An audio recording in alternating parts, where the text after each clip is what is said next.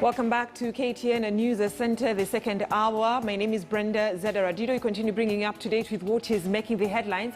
And we move to the coast now, where our reporter Tobias Chanji is seeking to speak to Kwale Governor Salim Mvurya on some measures to contain coronavirus.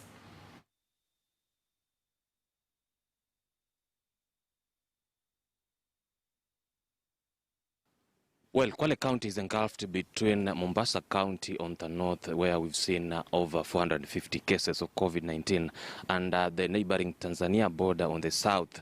Remember, it's not only through the land, but also through the water, and therefore, in the past 1 week, we've also seen a steady rise of numbers of COVID-19 in the county of Kwale. But with me here is the Kwale Governor Salim Mvurya. Just allow me to engage him on what are the strategies, or rather measures, that they've put across to make sure that this curve is starting to go down. Welcome, sir, to our KTN News live interview. Maybe could just update us so far. Where is Kwale County?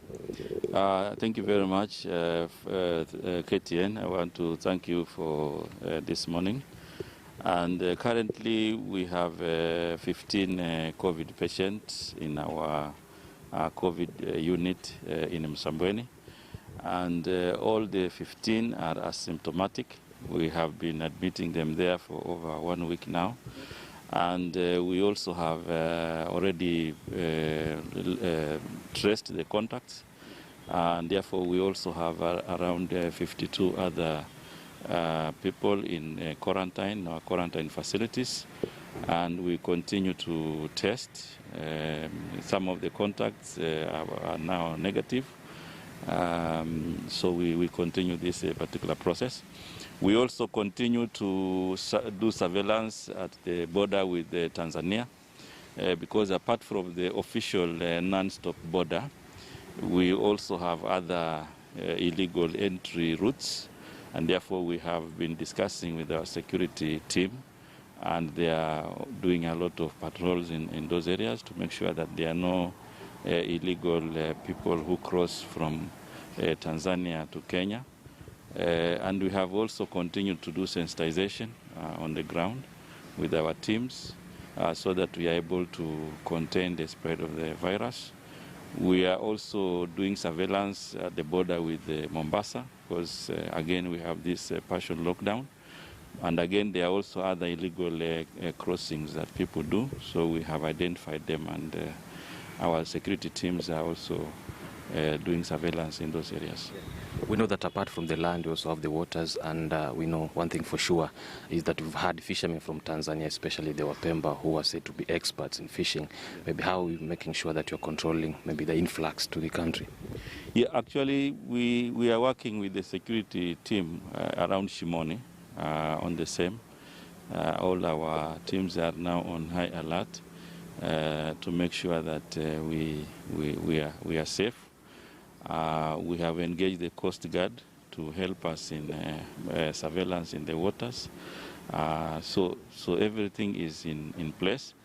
Even though we know, even as we put all these measures, we cannot miss one or two, people who find their way into the county. But generally, we have strengthened surveillance in all the areas.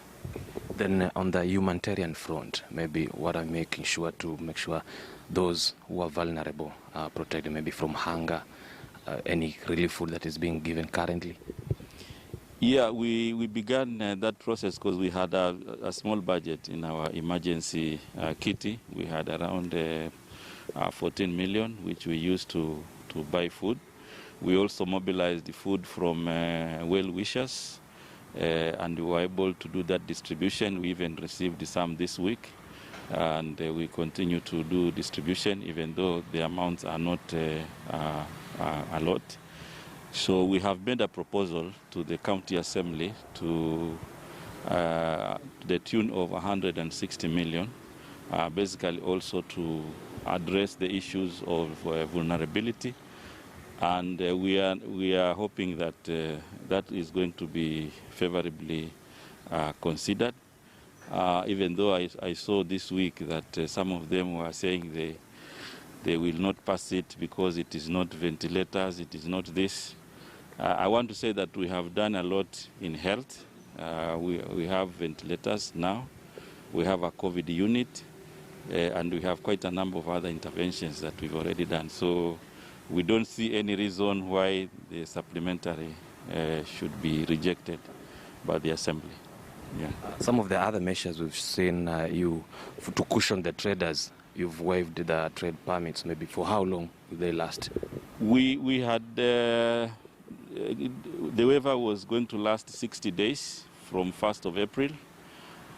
So I think beginning next month, that will have elapsed. So because we had waived the market stall fees, the parking fees for matatu, for tuk-tuk, for 2 months. So it's going to expire next week. We will review it and see the way forward on that one. Apart from that, we had looked at long term with the long rains here with us. We also had distributed seeds to our farmers. And because the rains have also been very good, we have also seen the harvest is also going to support our people. Apart from the food distribution that we have done, we also supported them with long-term interventions. And I'm sure in the next 3 weeks, some of them will begin to have green maize and begin to harvest their own food. Thank you, sir.